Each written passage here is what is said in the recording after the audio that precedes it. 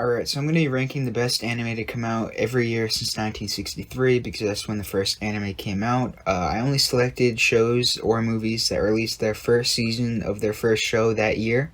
So all of Attack on Titan will count for 2013, Naruto Shippuden all count for 2002 because I didn't want one show winning like 7 years in a row. Also, obviously, I haven't seen every anime ever, alright? So some years it's just the shows that I've seen throughout the 60s and 70s. I hadn't really seen anything, so I just went through all the shows that released that year, found one that had good reviews and a concept that I found interesting and watched that, and that's what will be on this list. But that being said, I'm gonna just get into it. Alright, so with 1963, it's probably the easiest decision on the list. How could I give it to anything other than Astro Boy? It's the first anime. It's also definitely one of the best of the 60s. It wasn't as bad as I thought it would be. Do I think it completely holds up its own against modern anime? No, not at all. But it doesn't have a bad plot. Also, the intro song is kind of crazy, at least for the English dub. Astro Boy starts with a kid passing away in a futuristic car crash, and his father, who leads a science division, is obviously sad that he'll never see his son again. So he puts all of his effort into making a perfect robot that looks like his son. However, when he realizes that his robot son will never grow up like a real boy, he sells him, and Astro Boy gets sold into a circus, gladiator type thing, but eventually escapes it. And that's all that happens in the first episode, which is all I've watched so far. But I would definitely recommend checking Astro Boy out if you're interested in like culture throughout history. Alright, so the best anime of 1964, I assume, is Big X, but somewhat expectedly, I couldn't find this in English or with English subtitles. I knew it was going to happen at least once. I watched a couple minutes of it in Japanese, but I had no idea what was going on, so I can't really comment on the quality of the show. I'll just give a quick description based on what I've read about it. So, the bad guys of World War II were working on some kind of weapon called Big X, which is like a drug that like makes super soldiers, I think. But they never finished it. Decades later, a group that associates with the bad guys from World War II found it and tried to complete it, and the main character of the show is trying to stop them. This anime is probably just Japan trying to disassociate from the bad guys in World War II because, as you hopefully know, they were allied with them. Also, this was made by TMS Entertainment, which is a studio that still makes relevant anime today, like Dr. Stone, which I thought was kind of cool. So in 1965, you start to see anime by Toei, which I again think is interesting that some of the oldest anime are made by studios that are still making anime today. And the anime I'm about to talk about isn't made by Toei, just to specify. I just thought I should mention it. The best anime for 1965 is Wonder 3. It's made by the same guy as Astro Boy, who by the way has made a lot of manga. Similar to Astro Boy, it has a great starting concept. It's about 3 aliens getting sent to Earth to decide whether it should be saved or destroyed. The concept, in my opinion, is better than Astro Boy, but I think Astro Boy is the better show. In Wonder 3, 3 aliens are sent to Earth disguised as a duck, rabbit, and horse, but are pretty much immediately trapped in a forest fire where they're saved by a boy. The boy takes them home to recover in his barn, and they soon trust him with their secret. The boy's brother also turns out to be a secret agent, and their house is attacked by the enemies of his organization. This plot is probably just so that they could add some action, which isn't that bad for a 60-year-old show. 1966 goes to Cyborg 009, which is the first anime with color on this list, and the animation is definitely an improvement, although it's still obviously a show from the 60s. There's also a black character, although it might not be ideal representation. Personality-wise, it's fine, but they're drawn very stereotypically, but I guess that's expected for a really old show. Although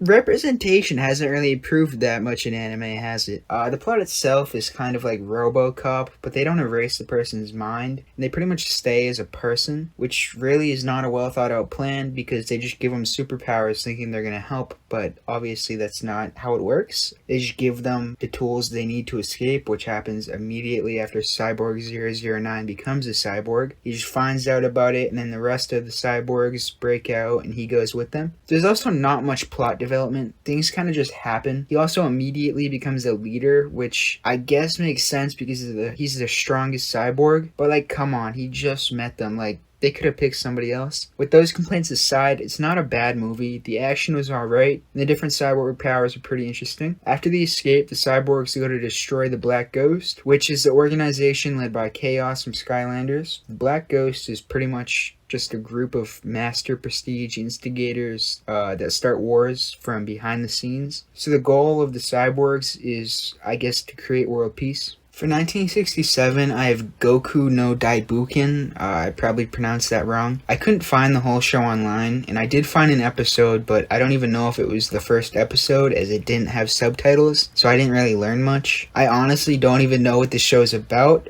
but it has Goku in the title, so I figured it just couldn't be beat. For 1968, I have Star of the Giants, or Kyojin no Hoshi. It's about a dad who had a promising but failed baseball career, and now he's trying to train his son to live up to what he never became. Well, at least I think. I think the English subversion I was watching was fan translated because the subtitles kept plugging some Russian guy's Instagram. The dad was supposed to be a great pitcher and even signed to a team, but then World War II happened, which some people think is more urgent than baseball. The plot itself isn't that original. You see the trope of parents wanting their kids to accomplish the goals that they never could to try to live through their kid everywhere. But if you like that and you like baseball, you should give this a shot. The animation is questionable. The show could definitely be worse. For 1969, I have to at least mention Sazae-san because this is the year it started, and now it has a couple episodes, but for best anime, I have to give it to Dororo. This is the third show on this list written by Osamu Tezuka, and it's my favorite of the three. It starts with a father making a deal with 48 demons that they can have his son's body, and when his son is born, he's missing 48 body parts, so his father basically sold his body and then told his wife to throw him away. Then it cuts to what I assume is an orphan named Dororo stealing food to survive until he eventually encounters and decides to follow the boy who's missing 48 body parts. He's replaced the missing ones with prosthetics, including sword arms, which are pretty cool. That's as far as the first episode goes, and I honestly think I could finish the whole series, but I won't because they remade it in 2019, so I might as well just watch that one. My favorite anime of 1970 is Ashita no Joe, or Tomorrow's Joe. It's the first show that really felt like an anime.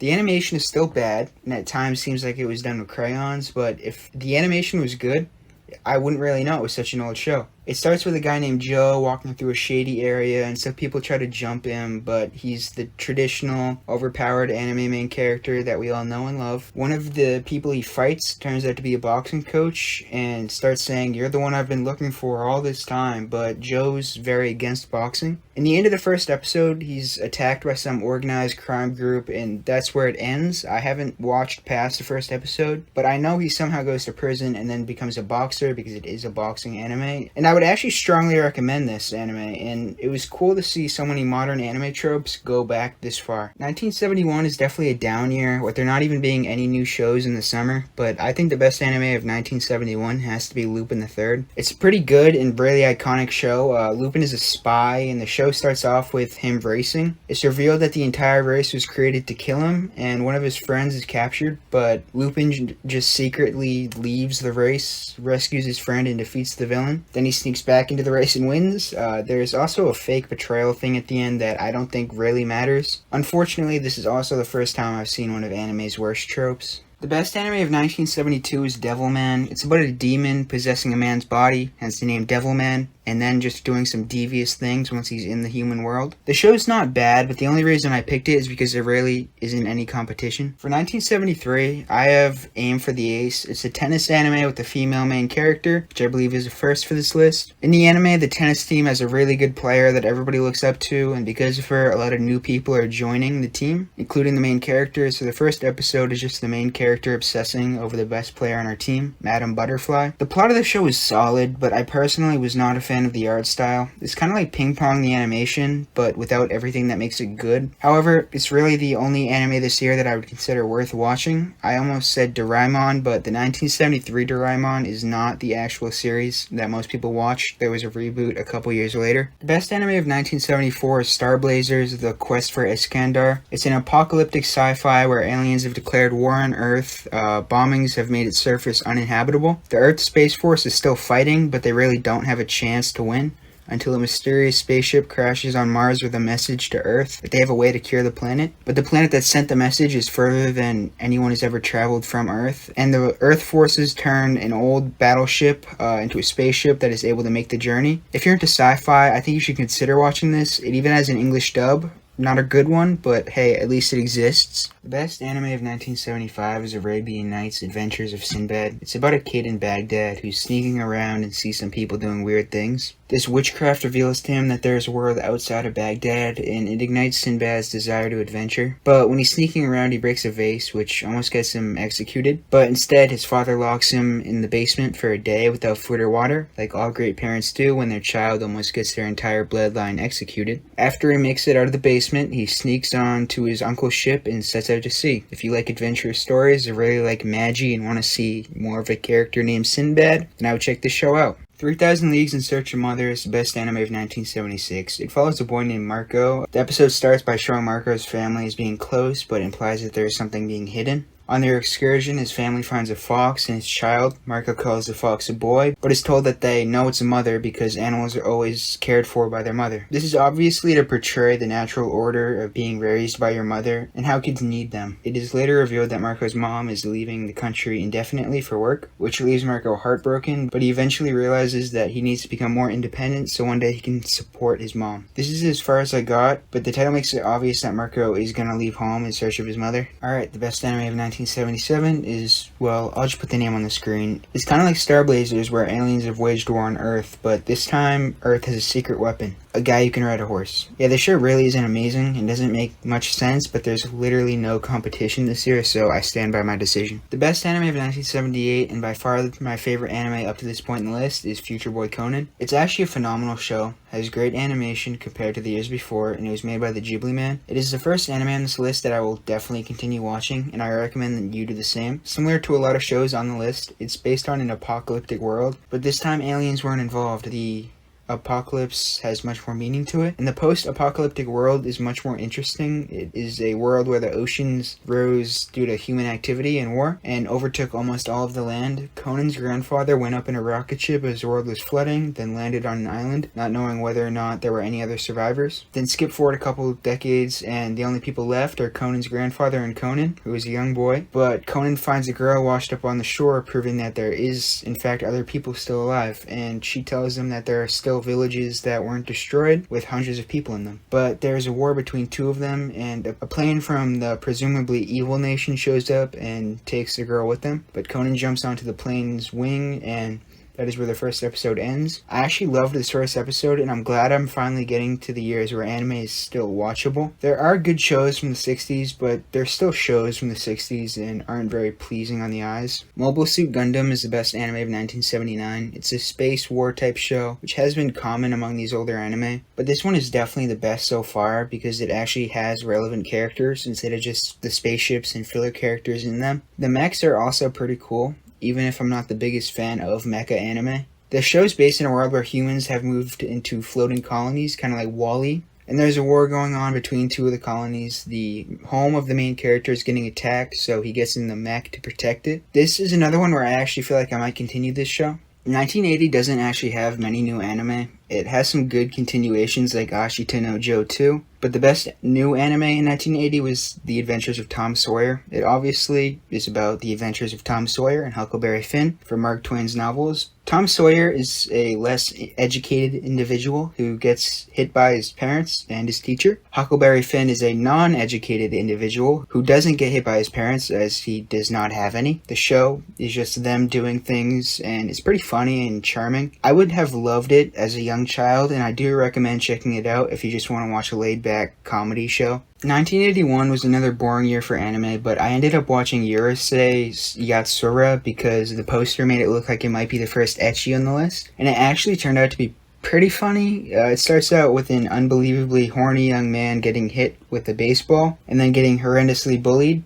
I would actually cry if someone said this to me. Then he gets kidnapped by people in suits who tell him he has to duel this giant alien thing to save the Earth, but he refuses, with a reference to the best anime of 1974, which is kind of cool. However, as I said earlier, he's dangerously horny, and upon learning his opponent is a woman, he accepts the challenge. So basically, he has to grab her horns within 10 days, or gets destroyed. And she has alien athleticism, so he has to find very creative ways to accomplish his goal. And he ends up succeeding in a very odd way, but I won't spoil. Then accidentally proposes to her, so I guess it's something like To Love Ru. If you really want to watch a comedy anime, you might as well check this one out. The best anime of 1982 is Arcadia of My Youth, although it's another one that only won because it's in a weak year. It's another sci-fi alien war with spaceships, but in this one a guy is really attached to his ship. He's like, Arcadia, oh Arcadia, we've shared every moment of my life together. Arcadia is my youth. It's not a bad movie, but I'm really getting tired of sci-fi. I don't know why they liked them so much back in old man times. I don't hate sci-fi, but every anime being a space alien war sci-fi can get somewhat boring. By far the best anime of 1983 is Barefoot Gen. It's very similar to Grave of the Fireflies, as it's about a kid living in Japan during the World War II bombings.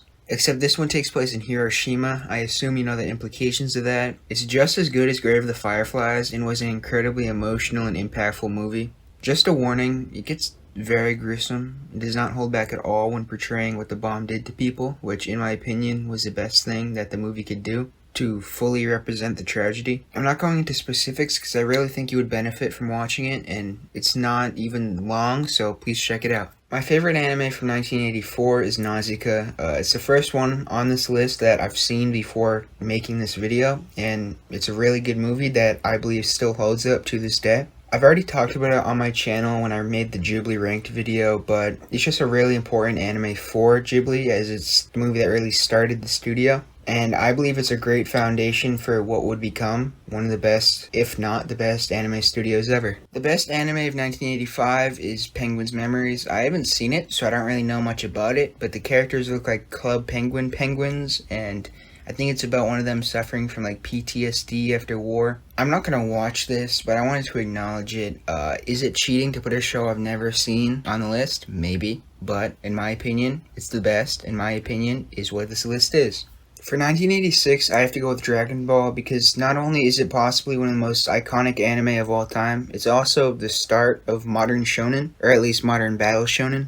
And it's actually a pretty good show despite its age. I also have to give a mention to Castle in the Sky, which might actually be slightly better than Dragon Ball, but Dragon Ball is just way more important, so I had to give it the spot. The best anime of 1987 is by far City Hunter. First of all, it's got a great opening, but past that, it's about a guy who's kind of like a hitman, bounty hunter type thing. People pay him to just solve their problems relating to like criminals, so he's kind of like Batman but without the money. And the show's kind of like Cowboy Bebop without the space part because it's somewhat episodic. Like there's stories within each episode, but it does build on a story. Characters get introduced, die off, and things do change, so don't worry when you see the first episode. There is plot progression. The characters at times is cool as Spike Spiegel from Cowboy Bebop, but other times he acts more like Sanji from One Piece, which can be annoying. In the 80s, you start to see like the pervy trope build up, which is kind of annoying.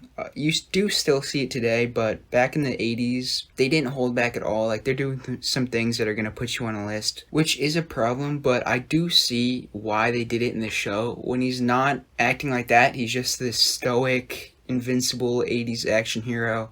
They wanted to portray him as a human character with weakness. It is a somewhat lazy way to do it, but I see why, so I'll cut it a little bit of slack. I also have heard they incorporate it into like a character arc later in the show, so maybe that will kind of cancel that out. As long as it's not a deal breaker for you, I would definitely check the show out because it's phenomenal. It's the first one on this list that when I watched it, I had to pause making the video because I couldn't stop myself from binging through it. There's so many interesting characters. There's emotional moments, funny moments, great action, and just a really captivating story. So this is one of the most 80s action anime I've ever seen. If what I've said so far isn't a deal breaker for you, just please watch it. You won't regret it. 1988 was a great year for anime. There were iconic anime like My Neighbor Totoro, Legend of the Galactic Heroes, and Akira, but I have to give this year to Grave of the Fireflies. It's a really well done movie that obviously was made with passion towards the themes and story. If you want to watch a sad movie that's sad, not just to be sad, then I would check this one out. Like I said, this one's similar to Barefoot Gen, and I think they're two of the best anti-war movies out there because they don't glorify anything. There's no battles, not much action. It's just just showing you the bad side of war, like the collateral damage that is just not necessary. And I think there are two of those movies that just everybody has to watch. My favorite anime from 1989 is Kiki's Delivery Service.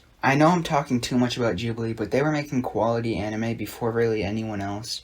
Kiki's Delivery Service, without a doubt, still holds up as an anime and as a great movie. It has a fantastic plot with a great world and atmosphere. And if you want to see my full thoughts, I'll plug my Ghibli video again. 1990 was a surprisingly bad year for anime. I thought once I got into the late 80s, 90s, I'd be watching some really good shows, but it took me a while to find something that was even watchable for 1990. But I'm gonna give the year to My Daddy Longlegs. It's not a fantastic show. It's about a girl in an orphanage, and it's pretty similar to anything in an orphanage. There's some inspectors coming in, and one of the kids is gonna be sent to high school. So the girl's like, oh, I want to go to high school. The show feels a lot older than it actually is, but it's not necessarily bad. It just wouldn't be considered in most years. The best anime of 1991 is another Ghibli movie, Only Yesterday. It's a great movie that has a lot of meaning to it about childhood, and I did enjoy the stories about the main character's childhood. My only problem with the movie is I think they developed the flashback characters so much better than the present characters, so I had a hard time caring about some of the characters that were supposed to be important. But other than that, it's definitely worth the watch. It's one of the longer Ghibli movies, but it's still not that long. The best anime of 1992 is Yu Yu Hakusho. This isn't really a hard decision. It was written by the same guy as Hunter x Hunter, and while it's not as good as Hunter x Hunter, it is the best traditional battle shonen up to this point in the list. I don't really think I have to describe Yu Yu Hakusho because you probably already know what it's generally about. And I watched it a long time ago, so if I was to give a description, it might not be the most accurate or descriptive thing. Just watch it for yourself. You most likely won't regret it. Alright, the best anime of 1993 is Slam Dunk. It's obviously a basketball anime. It's really good. It's basically about a guy who's just a freak of nature. He's like super tall, muscular, fast, can jump, but he doesn't know anything about basketball. So it's almost like if LeBron just never discovered basketball. But then he starts playing or getting into it because a girl's like, oh, are you on the basketball team? I love basketball. And this show is actually so similar to Naruto, it's crazy. I didn't realize that Naruto would get all of its inspiration from a basketball anime, but apparently it did. So if you like Naruto, check out Slam Dunk, you won't regret it. And if you don't like Naruto, check out Slam Dunk, you won't regret it. It's actually just a great show. Alright, the best anime of 1994 is Tico and Friends. It's about a girl who can swim really well and like breathe underwater or something, and she's got a friend named Tico who's a killer whale. In the first episode, some ship gets attacked by a shark and they put like a $1 million bounty on the shark. So it's starting like this like One Piece type thing where everybody's looking for the treasure. And at one point, Tico gets confused for the shark, so he almost gets killed, but Tico knows some people that save him or her, I don't really know. Then, some stuff happens with Tico and the girl being all cool, and they find this bone at the end. I don't really know how everything is gonna fit together and what's relevant further in the show, but I can tell it's gonna be a very charming, adventurous story. If you want something with similar vibes to early One Piece, you could definitely check this one out. The best anime of 1995 is Evangelion. It's just really this edgy guy who uses a mech because he doesn't like his father. That was a bad explanation, but there's not really a good explanation. You'd really have to watch it for yourself. I haven't finished it yet, but it starts off pretty good, and I've heard the movies are confusing but are really good, so check it out. The best anime of 1996 is Detective Conan. If you don't know what it's about, it's this guy who's like this high school prodigy detective. Like, he's so good, he's known as like the second coming of Sherlock Holmes, but actually real. Then he gets like poisoned or drugged, and it makes him even younger. Or at least that's what I assume happens. At the end of the first episode is when he gets drugged, and I know in the second episode he is younger. So I believe that's what happens. It is a good show. If you're really into mystery, detective, crime type stuff, then I would definitely check it out. It has a lot of episodes. I don't think you actually have to watch all of them, but if you end up loving it, then you will have a lot to see from the characters. So watch it if it sounds like something that you'd be into. My favorite anime of 1997 is Berserk. Well, actually I haven't seen it, but I have heard it's the best adaptation of Berserk, which is my favorite manga. and just one of my favorite stories of all time, so I'm sure it's at least pretty good. The greatest anime of 1998 is without a doubt Cowboy Bebop. It might be slightly overrated, but it has its place among classic anime. It has a great soundtrack, atmosphere, choreography. It has one of the best dubs from the time. Although dubs have been getting really good recently. And it's just a great casual show. You don't really have to watch it all in one go. Just whenever you feel like it, just put on an episode and you'll enjoy it. I think Samurai Champloo is better in every way, but Samurai Champloo is better than most anime in every way, so it doesn't really say much. I feel like I've just been saying bad things about Cowboy Bebop, but I do really think it's an amazing anime. The obvious choice for 1999 is One Piece. It's an iconic and amazing show, and it's still running today with over 1,000 episodes. And it continues to be good, which is unheard of for such a long-running show. It would be insane to give this year to any other show than One Piece, but I should also mention Hunter x Hunter 1999 came out this year. It's worth noting, but it's not even the best Hunter x Hunter show, so it can't win for this year. The best anime of 2000 is Hajime no Ippo. It's about a guy who's really weak, or I guess he's not weak, he just doesn't fight back and he gets bullied a lot. They call him like Worm Boy. But then he gets saved by this guy who he finds out is a boxer, and he's like, wait a minute, I want to do that. I want to be strong someday and do like professional boxing. And I think it's one of, if not the best sports animes ever. You don't even have to like sports anime to watch it. It's just a phenomenal, inspiring show. Just check it out. I don't know what else to say. 2001 can't really go to any anime other than Spirited Away. It's one of the best films made by probably the best anime studio, and it is one of the most critically acclaimed animated films in general. You are doing yourself a disservice if you don't watch this film. It's just good, nothing more to say. Naruto is the best show of 2002, and I really don't have to think too hard about it. It's a personal favorite anime for me, and there's not much to say that hasn't already been said. There's not many shows that can match the villains in Naruto, or just the characters in general. It also has become one of the most influential anime ever for a reason. The best anime of 2003 is Kino's Journey. It's about Kino. Kino just travels around with like a talking motorcycle thing. I didn't really know what was going on at first. It's cool. The first episode is kind of slow, but it picks up and it's just an interesting concept, just traveling around a journey, hence the name Kino's Journey. The graphics are kind of weird, like there's this filter over the screen, but hey, if you want something like that, check it out. There really isn't any other great anime from this year. There is the original Fullmetal Alchemist, but nobody really cares about that one. The other one's better, so I'm not going to give that one anything. Monster is one of the best anime in general, and it's definitely the best show of 2004. It's one of those anime that are good at being a show, just not an anime. I would feel comfortable recommending Monster to just about anybody, like even my mother, and I don't have to worry about some of the anime tropes that make pretty much everybody uncomfortable. I actually never finished the Monster anime because halfway through I saw the manga at a store and had to buy it, so it's the first anime that made me buy physical manga, so I have to give it credit for that. 2005 was not the best year for anime. I've only seen one memorable anime from this year, and no other ones really caught my eye, so 2005 is going to Suzuka, which I never thought would even be considered on this list. It's not the best romance or sports anime, but if you like both genres, I think it might be the best combination of the two. It's a pretty entertaining show with lovable characters, and it's really the epitome of a 2000s anime, or at least a 2000s romance, so if you're in the mood for that, might as well watch Suzuka. 2006 was one of the best years for anime, with classics like Death Note, Code Geass, and Gintama. So people might disagree with my choice, but my favorite anime of 2006 is Welcome to the NHK. It's just a show I think everybody needs to watch at least once. Hopefully you don't completely relate to the main character, because he has just about every imaginable flaw, but because of that you're bound to see at least some of your own flaws in him. And it can be a wake-up call, because in the end of the day, you don't want to end up living like he does. I loved it when I saw it, but every day that passes, I think about it more and more, and it just moves up in my rankings. So if you want a show like that is thought-provoking, check it out. My favorite anime of 2007 is Clannad, which is including Clannad After Story. It's the best romance anime ever, no question. It's a beautiful and heartbreaking story, and it's one of the only anime that made me cry. I always loved this show, and it deserves a spot as the best anime of 2007. Gurren Lagann is also great, but it's not as good as Clannad. I also still have mixed emotions about the last couple episodes of Gurren Lagann, so I can't give it the spot. 2008 was a surprisingly bad year for new anime, considering how recent it is. There are good shows like Clannad After Story, but I'm counting that as Clannad 2007, so I really have to give 2008 to Toradora. It's not the best romance anime, but I feel like it's the standard.